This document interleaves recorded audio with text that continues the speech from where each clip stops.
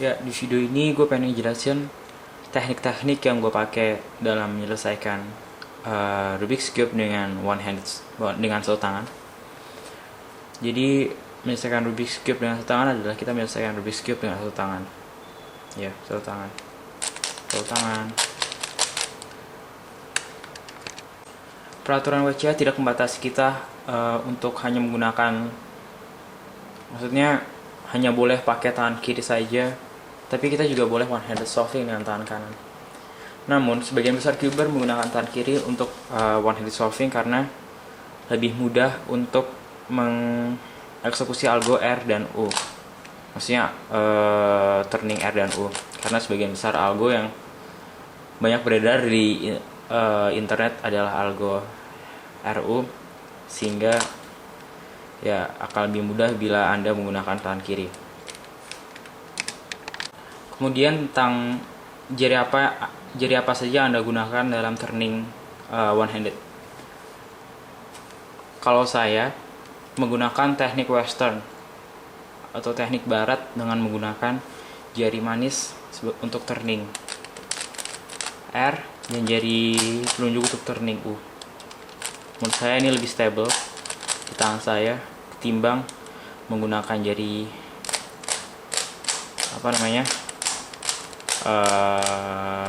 kelingking. Oh ya, untuk R accent gue pakai kayak gini. Kadang juga kayak gini. Aduh. Bukan kadang sih, nggak pernah sih. Jadi sebagian besar kayak gini. Ya, U accent, U accent, R accent, front accent. Ya, kalau front gue X dulu baru front accent. Habis itu ini juga back accent, down accent. Ya, segitu aja sih. Kalau soal metode, gak ada metode khusus buat one-handed solving. Biasanya cuber menggunakan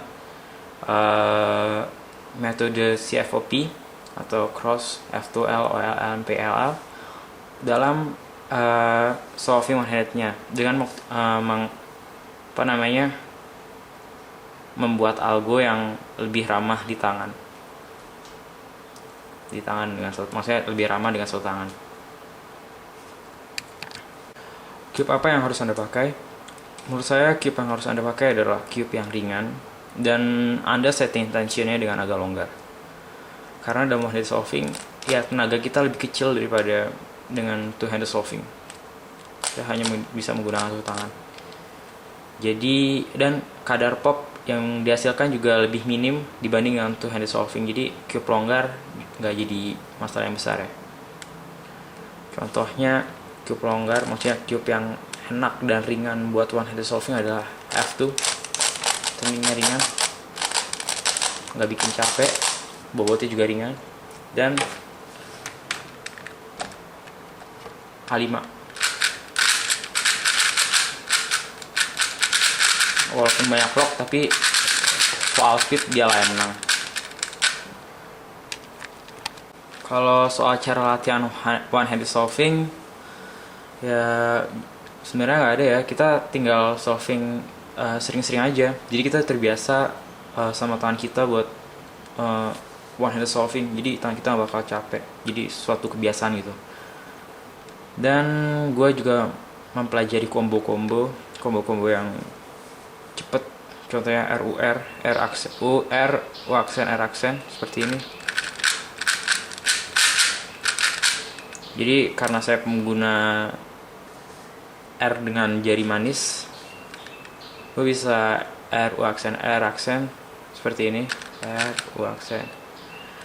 Dengan menahan jari sebelum jarinya balik sini lagi, kita tahan di sini terus tekan ke bawah, dorong. Ya, combo seperti itu sih. R U R accent, terus R to U2. Dan kita latih algo PLL, OLL ya sering-sering aja biar terbiasa gitu.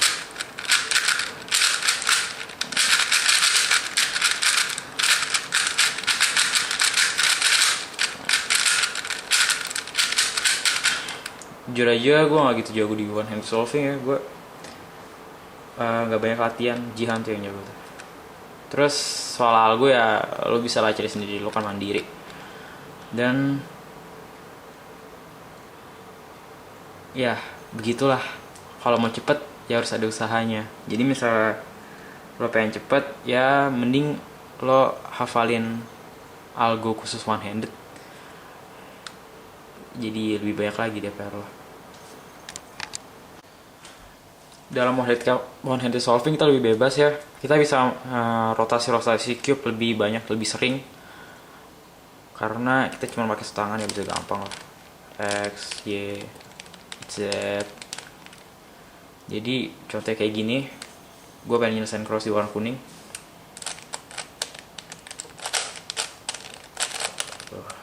Gue pakai banyak rotasi.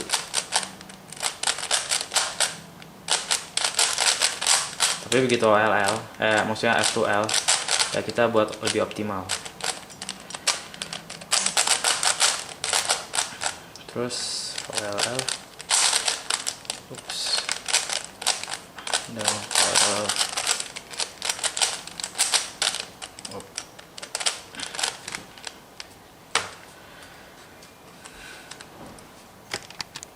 Oh ya, dalam extended cross banyak yang nyaranin buat kita cari langkah sependek-pendeknya. Beda sama two handed solve yang kita gerakan dua tangan kita terlalu cepat, jadi kita nggak bisa mikir gimana langkah terpendek gitu. Kan di one handed solving gerakan kita lebih lambat dari two handed solving, jadi kita bisa mikir gitu.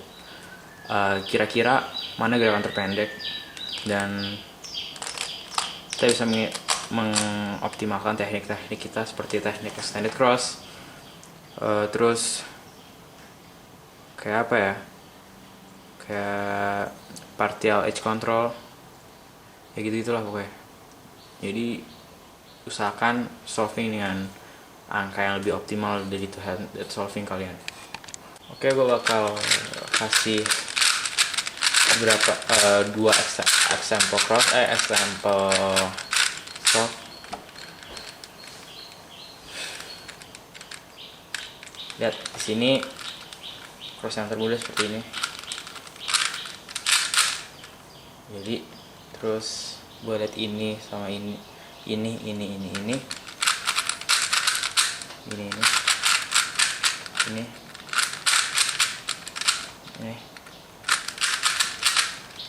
setelah jadi WL, dan selanjutnya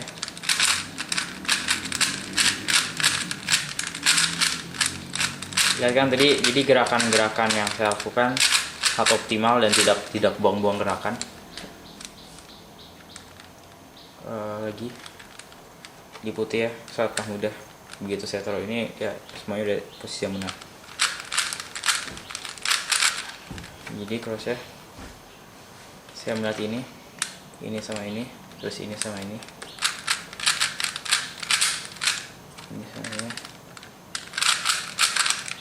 terus ini sama ini, lalu ini sama ini. Jadi dalam head solving sebenarnya kalian juga latihan look ahead. Di sini look ahead jauh lebih gampang daripada dengan two handed solving, karena gerakan kalian jadi lebih lambat.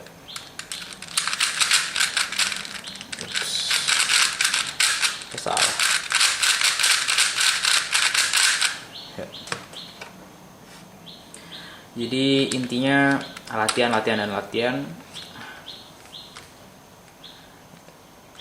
terus latihan. Kita nggak bakal menguasai sesuatu tanpa praktek, tapi teori juga harus ada.